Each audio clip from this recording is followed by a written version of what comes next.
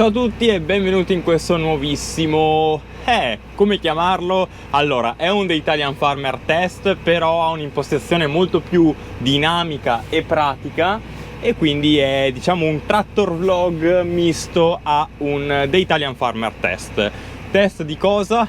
Come ben sapete, o per chi non lo sapesse lascio il video in alto a destra, ho montato delle nuove scarpette, una nuova gommatura in test al mio John Deere 8R, ovvero le CEAT Farmax R70. Oggi facciamo il primo test in campo. Vi ripeto, ho fatto un video di installazione in cui vi ho dato i primi dati, abbiamo fatto un test in strada, ve lo lascio appunto in alto a destra. Come in ogni The Italian Farmer Test ci sarà la pagella finale in fondo al video e sicuramente, dato che il video lo monterò più avanti, penso fra un paio di settimane, avrò modo di fare più test e quindi darvi una pagella più precisa e che non si limiti solo al test in campo di questo video.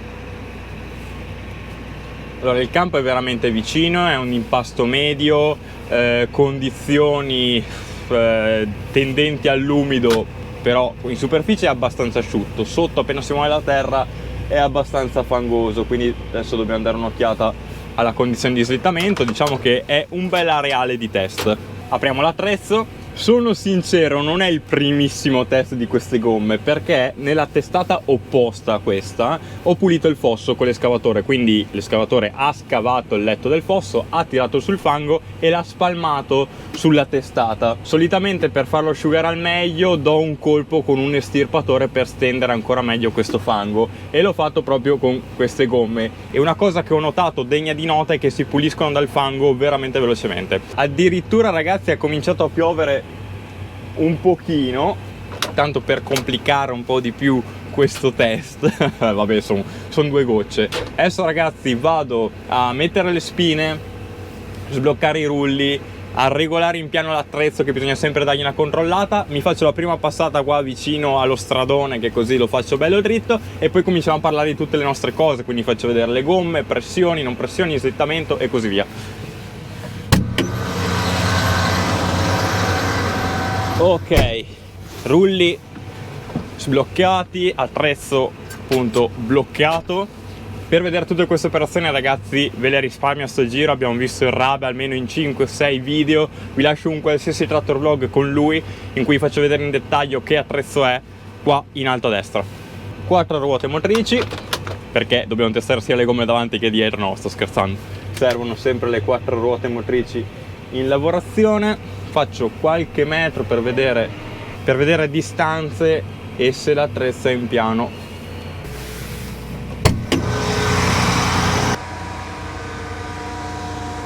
Ok, devo allungare un pochino il terzo punto. Perfetto.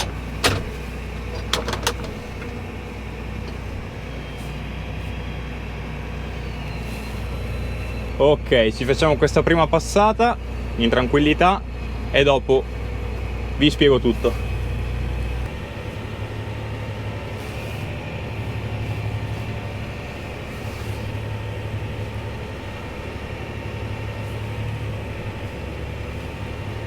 Allora, siamo ai limiti, diciamo, di umidità per utilizzare il rullo a gabbia nei miei terreni. Perché dico questo?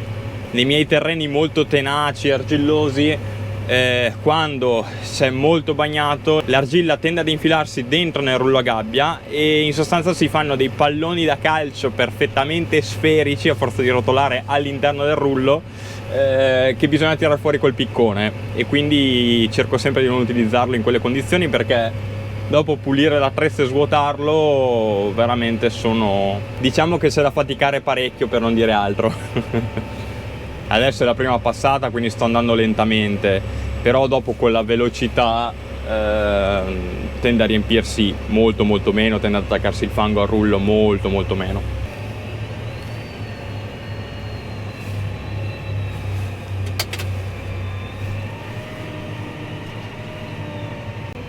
Dai, siamo andati abbastanza dritti.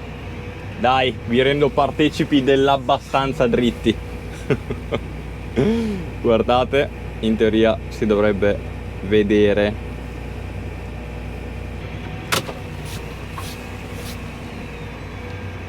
Ok, qua come vi ho detto prima la testata è lavorata perché ho distribuito e spalmato il fango raccolto dal letto del fosso. Ok,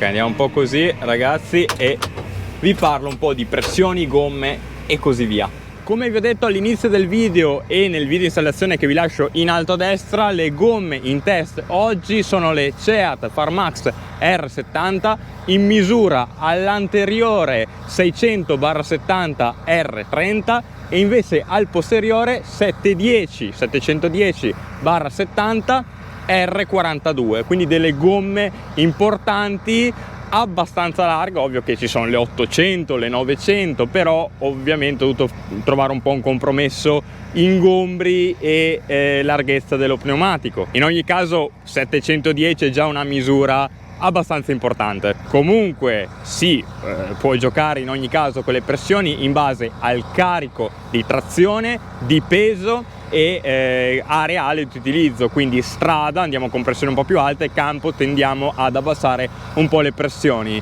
Se uno deve fare tanta strada per poi arrivare in campo, o ha un sistema di telegonfiaggio, quindi può sgonfiarsi e gonfiarsi le gomme all'occorrenza direttamente sul trattore, oppure deve trovare un po' un compromesso e stare attento a cosa succede e fare un po' di test.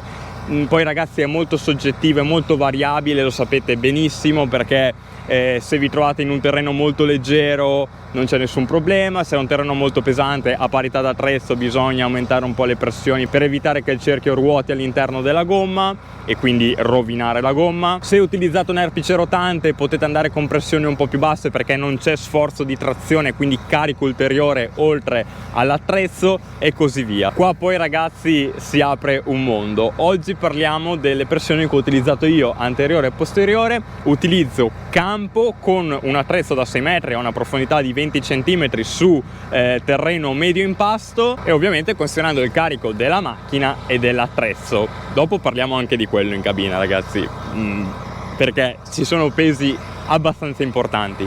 Pressione di test, proprio il minimo che si può raggiungere in queste condizioni appena descritte, 1,7 bar al posteriore e 1,5 bar all'anteriore.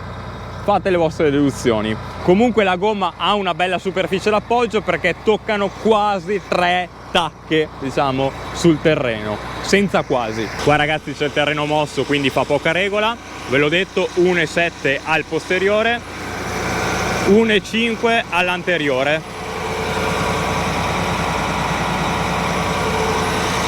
Qua invece, per chi segue il canale da molto tempo, sa di cosa stiamo parlando. Abbiamo il solito estirpatore rabe da 6 metri, profondità di lavoro 15-20 cm, su sodo, quindi diciamo il momento di massima trazione sul terreno, salvo condizioni di umidità diciamo favorevoli. E ragazzi lo sapete bene, si fa tirare.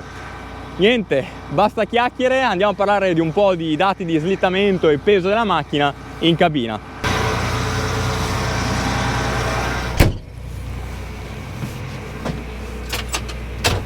Ok, via.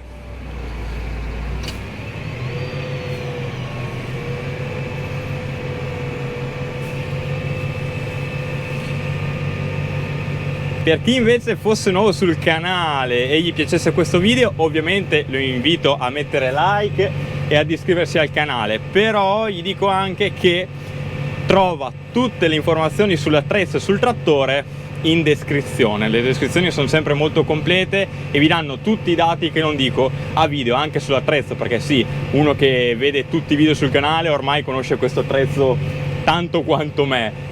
Se invece capiti su questo video per la prima volta, trovi tante informazioni in descrizione.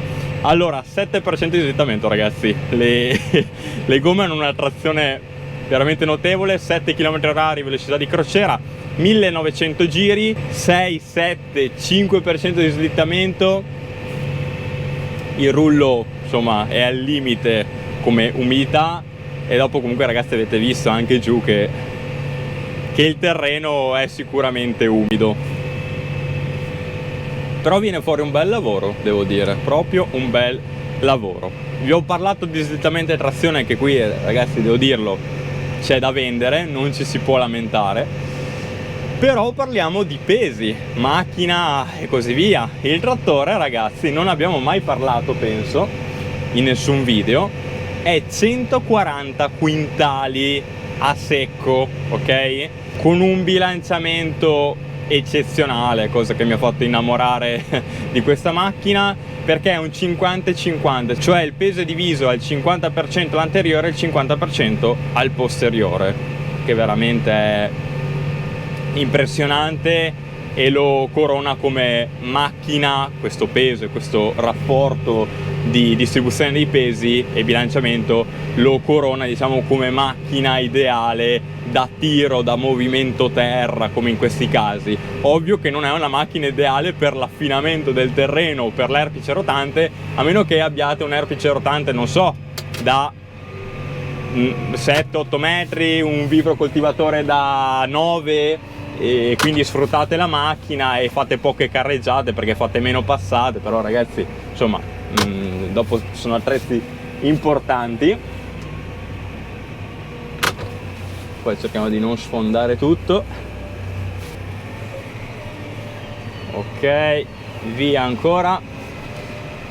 Poi ragazzi, nel peso che vi ho detto prima c'è da considerare un'altra cosa molto importante. Mi sono appena appoggiato i miei poggiapiedi appena installati. La cosa importante è il carico dell'attrezzo, cioè questo attrezzo non pesa poco, sono almeno 25 quintali d'attrezzo a sbalzo, quindi questo peso grava sulla sale posteriore una volta tirato sull'attrezzo, e quando invece è appoggiato su tutto il trattore grava il peso dello spostamento del terreno. Questo è un terreno, ve l'ho detto, abbastanza pesante, lo sforzo di trazione, e bisogna ovviamente andare con pressioni corrette per non far girare il cerchio all'interno della ruota. Ovvero, cosa succede? Quando c'è poca pressione e un carico esagerato, la trazione continua a girare del trattore, quindi dà il moto al cerchio, la gomma è appoggiata sul cerchio, diciamo che se troppo sgonfia la gomma rimane ferma sul terreno, piantata, e il cerchio gira all'interno della ruota, non portando avanti il trattore in sostanza. Però lì ovviamente si sta parlando di una situazione veramente al limite, e al limite anche questa situazione perché non me l'aspettavo. È un terreno, ve l'ho detto, medio, tendente al pesante, che sta venendo molto bene, però 7 km all'ora, 2000 giri a questa profondità, c'è da tirare. Poi è anche umido, io purtroppo ho il terreno che si secca sopra ma sotto rimane fango, e questo è. Comunque devo dire, è una delle prime volte che utilizzo in lavoro questi poggiapiedi, magari poi in altri video più adatti approfondiremo, è veramente una bella posizione di lavoro comoda.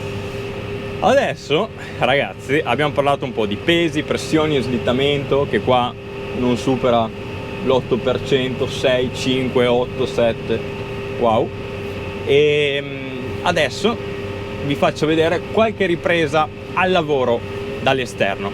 E ovviamente l'avrete sicuramente vista, non ve l'ho detto, ma ho messo una telecamera anche sull'attrezzo per farvi vedere un po' meglio la lavorazione. Io adesso, ragazzi, magari mi dà il cambio mio padre per fare qualche ripresa dall'esterno e poi ci salutiamo alla fine del video.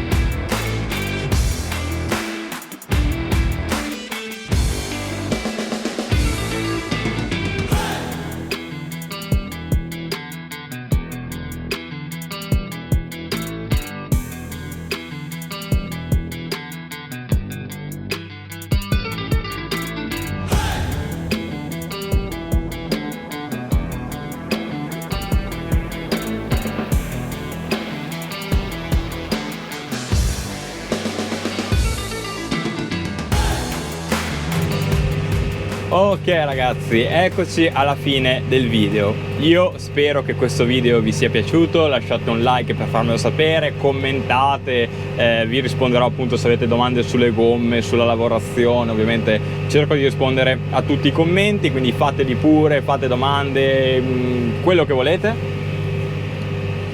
Alla fine del video ovviamente troverete la pagella con le mie considerazioni finali più precise, perché farò più ore di test prima di costruire la pagella.